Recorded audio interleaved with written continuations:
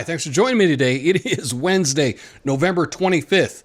Big Idea Wednesday. We're going to talk about an idea, and the idea today that we're talking about is Zoom dysmorphia or Instagram dysmorphia, selfie dysmorphia, FaceTime dysmorphia.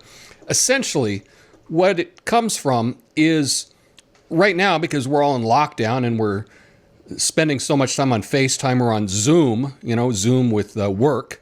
People are Zooming all the time. Kids are on Zoom for their classes. And they're looking at themselves all the time. And because that's a constant thing, that they are obsessing about minor defects that they may see, whether it be real or imagined. And that is like a body dysmorphia. And this is a serious thing for people that it affects. I can understand if you have to have Zoom on for your job and you got it on 8 hours a day and you keep looking at yourself. That can really have an effect on you. And yeah, today, in today's video, I'm going to talk about that, some different things that you can do to treat that, and give you some alternatives as to what you can do about it. But the first thing is to understand what it is. Now, this is something that happens to someone, and it's an anxiety disorder. And it comes from just seeing yourself over and over again all day long. You start to obsess about the shape of your nose, or the sway of your hair, or a little skin condition, or whatever it happens to be. But because you look at it all the time, you think that everybody else is looking at it all the time. And this has had a big effect on people wanting to get plastic surgery. Plastic surgery is going through the roof. And this is one of the reasons why they think that that's true. Now, another reason might be because, if you're working from home, now would be the time to get plastic surgery if you were going to have that done. Right? You don't have to take time off from work. You can get it done and keep working from home. So that may be a little bit of it, but the other part that they suspect is because people are looking at themselves all day long, people are wanting to get plastic surgery. Now, is there anything that we can do about this? Well, what I've learned by looking into this is that cognitive behavior therapy is what they recommend for people that suffer from this. There's also drugs that people can take. I'm not a medical doctor. I'm not giving you advice. But if this is affecting you, I think that CBT is something that you can look into with your counselor, your psychiatrist, psychologist. If you have one of those, I recommend them for everybody, actually, to have someone they can go to at least once a month to work on themselves. I go to a psychologist that is like a psychiatrist, but they don't prescribe drugs. And I go twice a month, and I think it's one of the best decisions that I've made in my life, just to be able to have someone to bounce things off of and get some advice on how to proceed with some issues that you have. And so I recommend this for everyone, not just people suffering from dysmorphia.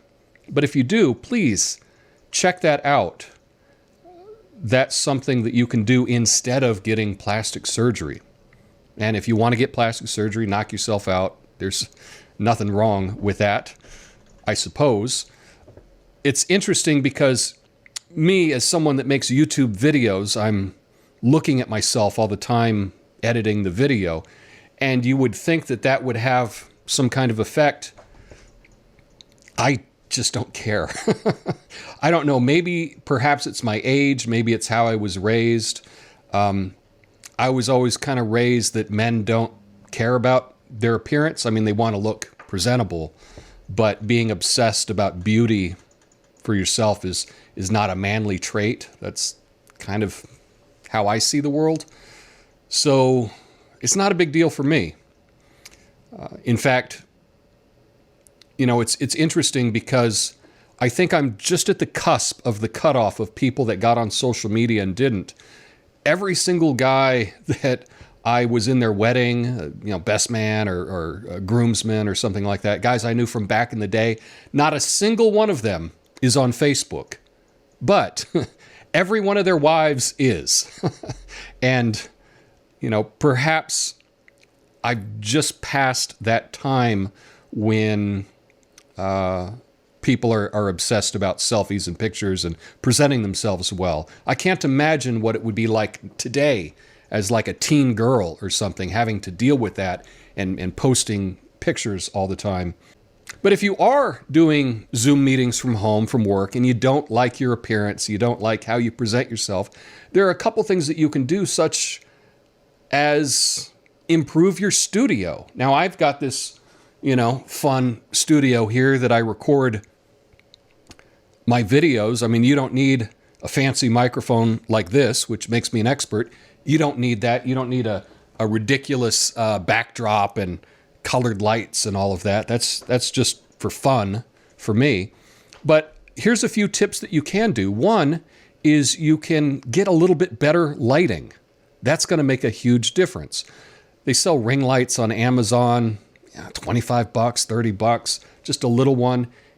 And it's going to make a huge difference in lighting up your face, and you're going to look better on those Zoom calls if that's important to you. The other thing is the placement of your camera.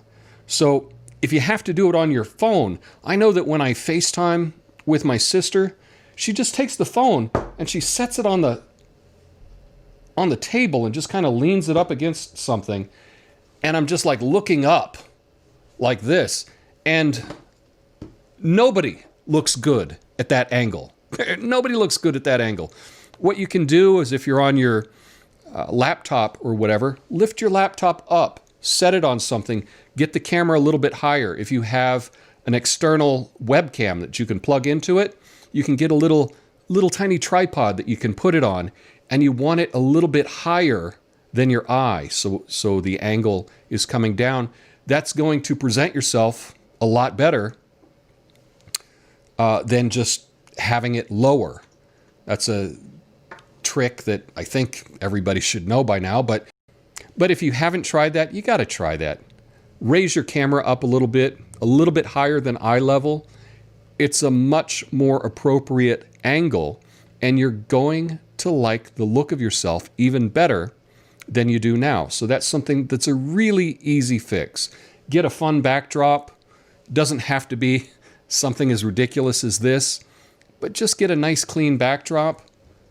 Get some lighting, raise your camera up, and I think you're going to like your look a lot more, and hopefully that can push off any plastic surgery. But if you want to get plastic surgery, knock yourself out. I don't really think I need anything for myself. I don't really care, but, whatever. I got a full head of hair. I'm happy about that. I could lose a few here, but, who couldn't? But overall, I'm pretty happy with my look. I'm satisfied. But if you're not, those are a couple things that you can do to improve your appearance. Now, I always appreciate it when you hit the like button. It makes a difference in the algorithm, so I can get shown to more people. I can also get shown to more people if you share this video with someone. But let me know what you think about this, about people getting plastic surgery because they don't like their look on Zoom. Have an awesome day. Peace.